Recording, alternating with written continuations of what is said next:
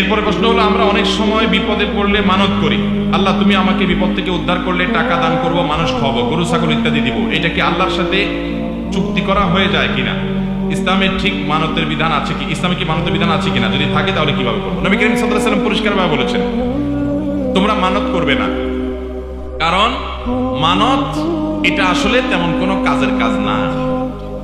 এটা কি? ইন্নামা ইস্তাখরাজু মিনাল বখিল, মানতের বিহি মিনাল বখিল, মানতের মাধ্যমে বখিলের সম্পদ বাইর হয়। বখিল ডাইরেক্ট দান করতে চায় না, বলে আগে আল্লাহ আমার ছেলেটাকে সুস্থ করেন, ছেলেটার রেজাল্ট ভালো করে দেন, আমার বিপদটা দূর করেন, তারপর আমি এটা দেব।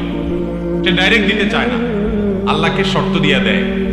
তো বখিল কৃপণ, সে আগে দিতে চায় না, এজন্য সে আল্লাহর কাছ থেকে পেয়ে তারপরে দিবে বলে নবী সাল্লাল্লাহু আলাইহি ওয়াসাল্লাম বিষয়টাকে এইভাবে দেখেছেন। তবে এই হাদিসের আলোকে উলামা ইকরাম কেউ মানত করাকে হারাম বলেন না, বলেন যেটা অনুত্তম কাজ, মানত ভালো জিনিস না। তাহলে ভালো জিনিস কোনটা?